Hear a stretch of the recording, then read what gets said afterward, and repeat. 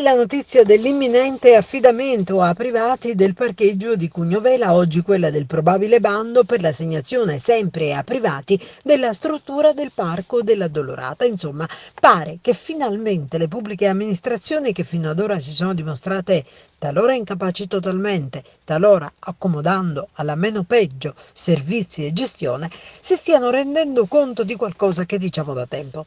Consegnare le varie parti della città segnate da incuria e abbandono ai cittadini diventa una opportunità straordinaria, crea impresa, crea posti di lavoro, può rendere gli incivili gradualmente consapevoli del fatto che la cosa pubblica non è qualcosa che è di nessuno, ma che invece è di tutti. Insomma, può trasformare luoghi simbolo di noncuranza e disinteresse in ricchezza per tutti.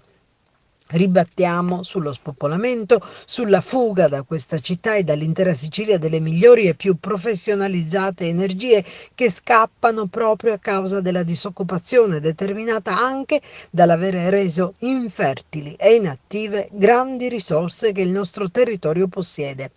Non cerchiamo le colpe di ciò perché sono di tutti, di politica e di elettorato, di amministratori e di residenti per i quali il diritto, che va interpretato e non impone regole ferree, diventa garanzia per diluire tempi di pagamento e sperare nell'arrivo di provvidenziali condoni. Un sistema che ha prodotto guasti e che forse comincia a capire che il classico fondo del barile è stato oramai raschiato.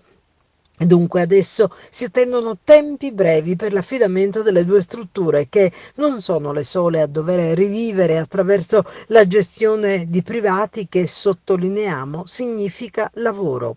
Pensiamo ai tanti palazzi abbandonati, al Parco del Mediterraneo, al Palacongressi, alle strutture sportive del lungomare, all'ex carcere di San Vito. L'elenco sarebbe lunghissimo, così come necessiterebbe un censimento per capire cosa si può affidare ai giovani, magari privilegiando questi ultimi con comodati d'uso gratuiti, incoraggiandoli ed evitando postille capestro che renderebbero inattuabile qualsiasi forma di collaborazione.